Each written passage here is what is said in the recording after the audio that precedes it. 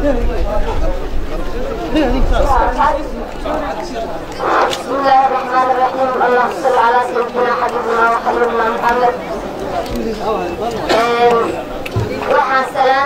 salaamaynaa madaxda ahlu sunna wal jamaaca culamaa udiinka mashaayikhda ahlu sunna wal jamaaca ururada bulshada qaybahooda kala duwan oo ka kala yimid gobolka Galgaduud haweenka iyo dhalinyarada ardayda saxaafadda ciidamada qalabka sida dhammaantiin waxaan ku salaamaynaa salaanta islaamka salaamka bacdi waxaa runtii sharaf weyn aad u weyn noo ah maanta munaasabadan qaaliga ah oo ahlu sunna wal jamaaca ay ku soo bandhigayaan masiirkooda ama rabitaankooda ayadoo uu yahay rabitaanka ahlu sunna wal jamaaca mid xaq ah oo aan ahayn waxa gudub aan cidna ku ahayn ee ah waxa ay yihiin waxa ay rabaan waxa ay diidan yihiin iyo waxa xaqiiqadu tahay walaalayaal waxaan wada ognahay ahlu sunna wal jamaaca oo ka talida gobollada dhexe in ay soo mareen halgan aad u dheer waxay haystaan maanta nabad aan cid la haysata la arag nabad iskama imaan walaalayaal waa wada ognahay dhib badan bay ku timid ilaahay subxaanahu wa tacaalaha raalli ahaanshihiisa iyo iraadadiisa iyo yadaha dadka ahlu sunna wal jamaaca ku abtirsa ayay ku timid waad ogtihiin nabadaan maanta haysano oo ah mid boqolaal qaali ay qabri u galeen boqolaal kalena ay bareels u yihiin boqolaal ama kunaan ay naagoon ay u yihiin aan haysano walaalayaal ayaa waxaa loogu soo duulay in tif lagu rido oo loo adeegsado dhowr weji waa qabiil iyo lacag iyo nacayb lagu dhex wada lacagta walaalayaal ma yeelaynaa taas ma naanfacdaa waa diidaynaa waana ka dhimanaynaa maalintii aan la dagaalamayna shabaabka waxaa nooga daran cadowga hoose oo ehliyadda ah oo lacagta iyo nacaybka iyo kala qoqobka lagu dhex wada iyo qabiilka waxa Soomaali waad ogtihiin qaran buuxa waxa dubiya waa qabiil walaalayaal nabadaan maanta haysano rag iyo dumar qof walba oo qaangaar ah waajib ay ku tahay inuu difaaco qof walba oo ma difaacayna nabadda mushaara ku siinaa askarta anagu ma bixino suuciya ayaa shaqo u kalaanaa ilmihiina iskoolada nabad noogu aadaan ragaana ilaaliya ilaahay baana ilaaliya rag baana ilaaliya ayaga caqligooda iyo taladooda iyo dadnimadooda nagu ilaaliya iyo caqiidadooda wanaagsan walaalayaal annaguna inaan garab taagnaan halka rabaa haddii aan nahay haweenka Soomaaliyeed ama haweenka gobollada dhexe ama Galgaduud qaasatan waxaan aad iyo aad ugu baaqayaa gabdhaha Galgaduud inay noqdaan degmooyinkooda kuwa isku xiran si loo ilaaliyo midnimo wax lagu ilaaliyo walaalayaal si loo ilaaliyo nabadda waxaan ugu baaqayaa oo uga faa'iideysanayaa in aan noqono kuwa isku xiran intaas markaan ugu gudbo nabadda walaalayaal waxaan rabaa inaan wax ka iraahdo haddii Ilaahay idmo waad ogtihiin ahlu sunna wal jamaaca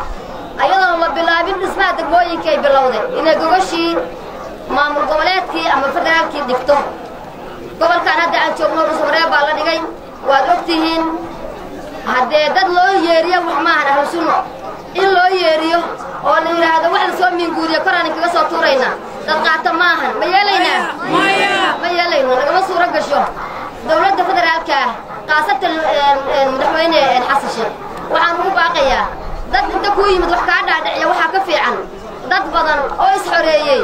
oo shabaab ka adkaaday oo nabad ku nool taariikh baa qormaysa ayaa wuxuu ka qorin madaxweyne waxuu yaa laga qorin oo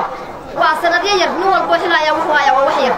adigana waxba ku haray waxa yar ka taariikhna isku galin baalka adduunka saasan ku leenahay anagu nabad baan joognaa colaad ha noo soo dirin dab ha nagu horin nabadeena taageer marka koobaad marka labaad dawladdu waxa aan ku leenahay oo xaq u leenahay kama hayno waxaan ku lahayn koow inaa barnaamij ka helno oo dadkii gartay inay isdifaacaan ayadoo cid taagan korkooda la arag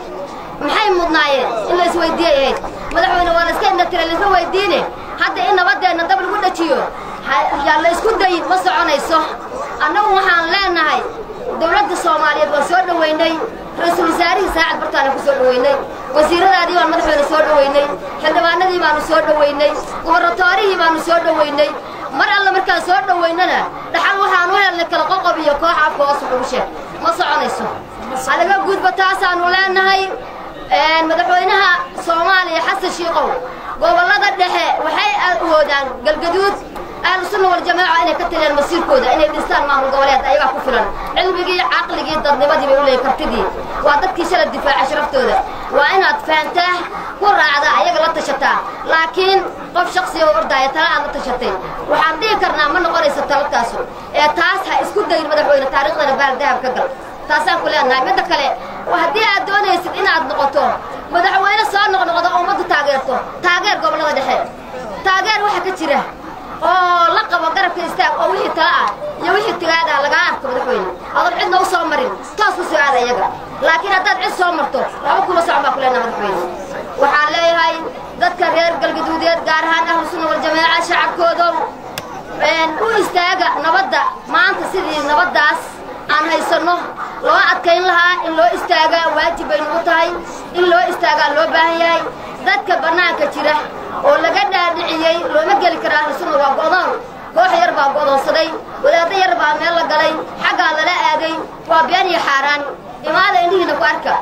adinku dad timaadaan oo aragtaan warkan idiin sheegayo waxba ha ka dhegaysanine bal imaada ciddii tala fiican wadda ciddii tigaad wadda ciddii horumar wadda gacno furan baan ku soo dhawaynaynaa anagaa ballan qaadayna anagoo haweenka ah inaan ka hortagnoo soo dhawayno laakiin warka xaasidka dulmalowga soomaaliya wixii duway maxay ahaayeen xaasidnimo bay ahaayeen qabyaaladay ahaayeen nacayb bay ahaayeen laaluushay ahaayeen intaas marna uma baahnaan oo ka kaaftoonsana ilaaha naga kaafiyey wardad ilaahay ku xiran ma guulaystaan mise ma guulaystaan annagu guul baanu ku dambaynaynaa insha allah ilaahay baan ka amar qaadanaa cid kale kama amar qaadanin ilaahayna waa nagu filan waa nagu badan yahay wasalaamu calaykum waraxmatullahi wabarakaatu